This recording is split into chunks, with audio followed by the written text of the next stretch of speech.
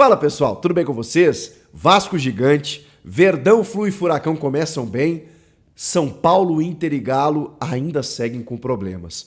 Esse foi o resumo do sábado, que apresentou o começo do Brasileirão 2023. Chega mais, eu sou o Chico Garcia, inscreva-se no canal e vamos juntos!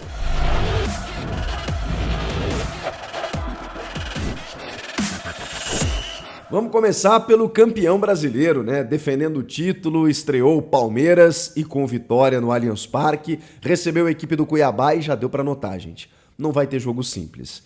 O Cuiabá, talvez para muitos, um dos candidatos ao rebaixamento, o campeonato vai ser muito longo ainda, mas a gente tá percebendo que esse Brasileirão vai ser muito competitivo. E deu trabalho ao Palmeiras, que obviamente está enfrentando desfalques aí do Rafael Veiga, do Rony e tudo mais, mas o Abel Ferreira tá dando sequência pro Flaco Lopes e o cara tá numa fase, desencantou o argentino, já meteu 4 gols nos últimos 4 jogos. Foi ele que definiu a vitória do Verdão. Mas quem marcou o primeiro gol do Campeonato Brasileiro foi o garoto Endrick, 16 anos, ficou um tempo sem marcar no Paulista, marcou nos 2 jogos das finais do estadual e agora fixado, ainda mais como titular, marcou o primeiro gol, precisou de 4 minutos para marcar o primeiro gol. Tem uma estrela, tem talento, tem posicionamento, podem falar o que quiser e muitos dirão ainda, né? Nossa, mas o gol que ele fez foi sem goleiro, qualquer um faria, mas quem tá lá é ele, não somos nós. E ele realmente surpreende já pelos números, por tudo que já vem conquistando esse menino de 16 anos. Fixado no ataque, ao lado do Dudu e do Flaco Lopes. O Dudu fez o cruzamento, inclusive, para esse gol do Endrick, com um cruzamento perfeito na medida. Aí tem uma condição aí, porque o Cuiabá empata o jogo ainda no primeiro tempo. O Palmeiras ainda tinha diminuído um pouco o ritmo e o Ranieri acaba empatando o jogo nos acréscimos do primeiro tempo, antes do intervalo, o que deu um calor no Palmeiras, né, para voltar no segundo tempo e buscar o resultado. Só que aí com 15 minutos tem a expulsão do Felipe Augusto, e aí, obviamente, com 1 a menos, o Palmeiras com calma foi lá, num belíssimo cruzamento do Vanderlan, a bola acaba espirrando, sobra para o Flaco Lopes e ele domina e empurra para o fundo da rede. 2 a 1 Palmeiras, a vitória nessa primeira rodada. A gente tem algumas questões nesse jogo, como, por exemplo, a expulsão do Abel Ferreira.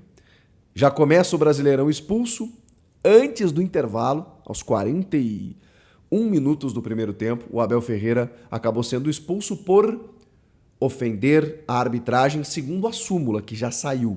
O Abel descobriu, inclusive, que isso estava na súmula. Logo depois dele conceder entrevista coletiva, ele estava saindo, os repórteres avisaram ele que a súmula tinha saído, ele voltou, ficou sabendo do que estava escrito, deu uma risada, perguntou se a galera concordava e tudo mais e foi embora. O árbitro colocou na súmula que o Abel utilizou uma expressão lá, você está fazendo uma arbitragem de merda, denunciado pelo Bruno Bosquilha, o assistente, o auxiliar, né, o bandeirinha, no caso, que é o mesmo que expulsou o Abel na Supercopa do Brasil contra o Flamengo, lá quando ele chutou o microfone, que pelo menos estava ali na beira do campo também. Enfim, é só um dado curioso. E aí o Abel vai para a coletiva e diz que o assistente, esse mesmo, Bruno Bosquilha, falou com ele em espanhol. E aí o Abel até reclamou, pô gente, eu sou português, e ele falou comigo em espanhol. Se isso aconteceu mesmo, é no mínimo curioso, né? Para não dizer estranho. Mas enfim, é a versão do Abel Ferreira, na súmula tá que ele ofendeu, e pelo que a gente está vendo, dentro das novas medidas da arbitragem para esse brasileiro, tolerância zero. Criticou a arbitragem, não criticou, né? Mas ofendeu a arbitragem, dentro até de expressões que eram normalizadas no futebol, não serão mais. Então, os árbitros estão mais, digamos, vigilantes e os técnicos vão ter que se cuidar, senão vai sobrar para eles. E tivemos também a volta do Daverson, né? O Allianz Parque, com muitas homenagens, o Daverson que tá na história do Verdão, um menino maluquinho, voltando agora pelo Cuiabá, participou até da jogada do gol, mas acabou saindo no segundo tempo, foi muito aplaudido pelo estádio. Bacana de ver. A gente também teve a vitória do Bragantino sobre o Bahia, 2 a 1 de virada no Dabi Abichedin, em Bragança Paulista. O primeiro gol saiu aos 44 minutos do primeiro tempo apenas, numa jogada do Tassiano, ex-Grêmio, saudades Tassiano, ele faz a jogada na linha de fundo, faz o cruzamento, e o Everaldo, também ex-Grêmio, base do Grêmio, acabou marcando o primeiro gol do Bahia. Só que aí o Bruninho, bom jogador, hein? O Bragantino vai fazer um baita dinheiro com esse cara. Bruninho driblou quase todo o time do Bahia entrou com bola e tudo e acabou fazendo o gol de empate, isso aos 8 minutos do segundo tempo. Aos 24 do segundo, Eduardo Sacha, estreante, ex-Galo, ex-Inter, ex-Santos, chegando agora no Bragantino e já deixando a sua marca 2-1 para o Red Bull Bragantino em cima do Bahia. O Furacão, Atlético Paranaense, meteu 2-0 no Goiás, um gol em cada tempo. Aos 35 do primeiro tempo, o Pedro Henrique, e aos 12 do segundo, o Pablo, cruzamento na medida para o Christian, e o Furacão na Arena da Baixada, 2-0 também, começando bem. O Furacão, eu não sei se é um candidato a título, mas a gente sabe como o Furacão tem postulado boas posições na competição, já começa fazendo, né, o dever de casa, a sua missão, vencendo o Goiás por 2-0.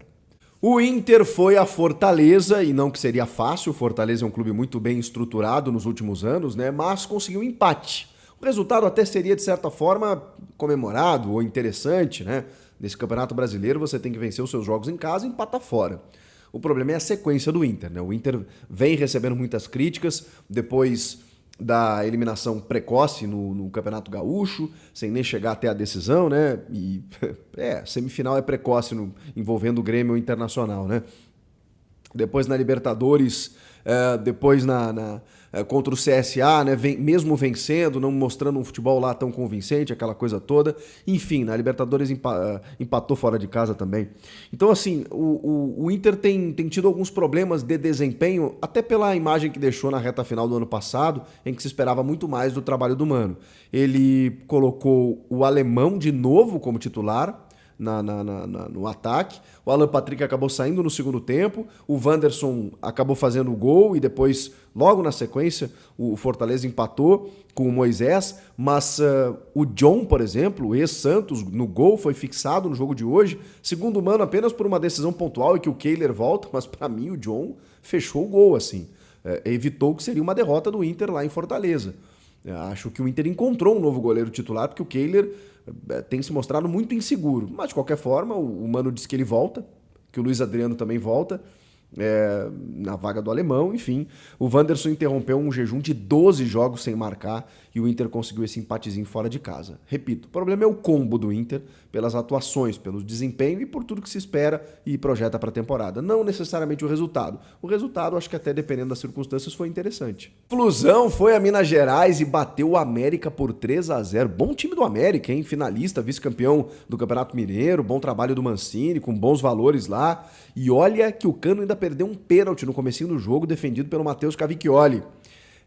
No começo do segundo tempo, na verdade, né? E aí depois o Cano deixou dele, numa jogada pelo lado direito, recebeu do Samuel Xavier, driblou todo mundo, até o goleiro acabou fazendo gol. Depois o John Kennedy e o Lelê fecharam a vitória do Flusão, que depois do título carioca tá mais levinho, tá com confiança, né? O time do Fernando Diniz. Será que o Flusão vai incomodar esse ano?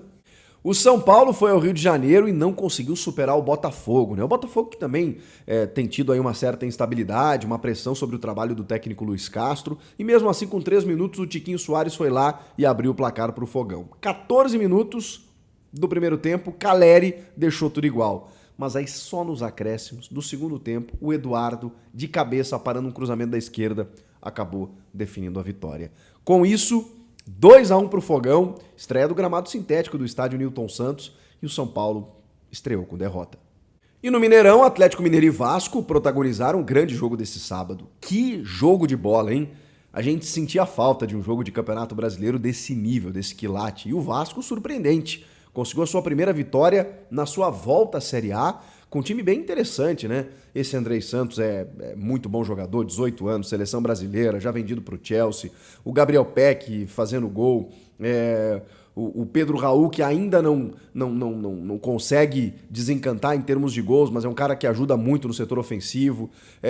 O Pumita Rodrigues na lateral direita, o Lucas Piton na lateral esquerda. Cara, um time interessante, bem interessante. O Jair, volante. O Alex Teixeira, atacante. E o Vasco começou com uma intensidade absurda, avassalador. O Galo, quando se deu conta do que estava acontecendo, estava 2-0. Estava 2-0.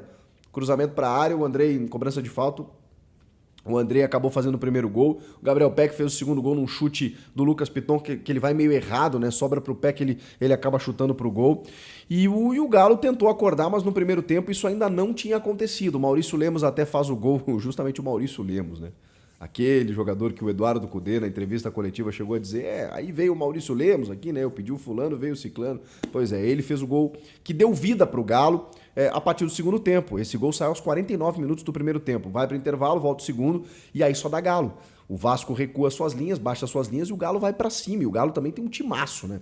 Pavão fez uma baita jogada pelo lado direito uma hora. O Hulk também dominando as ações. Muitos jogadores envolventes tem o Atlético Mineiro, mas não foi o suficiente. Por quê? Porque Léo Jardim, goleiro da base do Grêmio, hein? Foi para Portugal, depois para França, voltou para o Brasil, agora para o Vasco, e até não goza lá de tanto prestígio com a torcida. Eu acho que fez um jogo maravilhoso, né? Pra dizer pro torcedor que, tipo assim, me deem uma moral, me deem confiança porque eu quero jogar. Que jogo, cara? Jogo, talvez tenha sido o personagem, o craque do sábado, da rodada, do jogo, com certeza. O que pegou o Léo Jardim, caramba, defendeu tudo. Inclusive uma pancada do Hulk nos acréscimos já, em que a bola vai no alto, ele busca. E depois, no último lance do jogo, quando o acréscimo já tinha ultrapassado e o Klaus deixou seguir, quase se complicou, tem uma cabeçada do próprio Maurício Lemos, que já tinha feito o primeiro gol, e o Léo Jardim encaixa. Mas pegou tudo, assim. Não foi só esse lance, ele fez muitas defesas importantes, defesas difíceis, e segurou o ímpeto do Galo no Mineirão, no dia em que o Galo inaugurou a sua Arena MRV pela manhã, né, com torcedores que foram lá para a inauguração, depois foram para o Mineirão. Cara, num dia de festa. E o Vasco acabou botando água no chope. Venceu o jogo na estreia, venceu o Galo no Mineirão. E aí, dá pra dizer que o Galo tá em crise? Eu acho que tá vivendo uma instabilidade aí, com o comando do Cudê, pelas declarações dele. Isso não tá muito bem resolvido ainda. Aí tem derrota na Libertadores. É claro que essa derrota aí, o Galo jogou muito no segundo tempo, tá? O Galo só não conseguiu empate até uma virada por conta do goleiro do Vasco. E isso é futebol. Mas também pelo começo ruim, né? O Vasco foi muito bom no começo do jogo e o Galo estava completamente perdido, desorganizado. Isso também tem a ver com o trabalho do técnico. E isso vai somando, né? Vai somando quando você não consegue resultados. O presidente do Atlético diz que não vai demitir porque tem a multa enfim, e tá segurando o cara só por causa da multa. Tá uma situação estranha no Atlético. Tá uma situação estranha. Mas, enfim, é o que temos para o momento. O Galo começa com derrota em casa. E o Vasco, que resultado, hein? Gigante, o Clube de Regatas Vasco da Gama. O sábado do Campeonato Brasileiro começou o Brasileirão. 7 jogos, hein? Agora o bicho vai pegar. Que loucura! Vocês gostaram desses primeiros jogos? O que mais vocês destacariam? Comenta aqui, inscreva-se no canal. Eu volto na próxima. Tchau!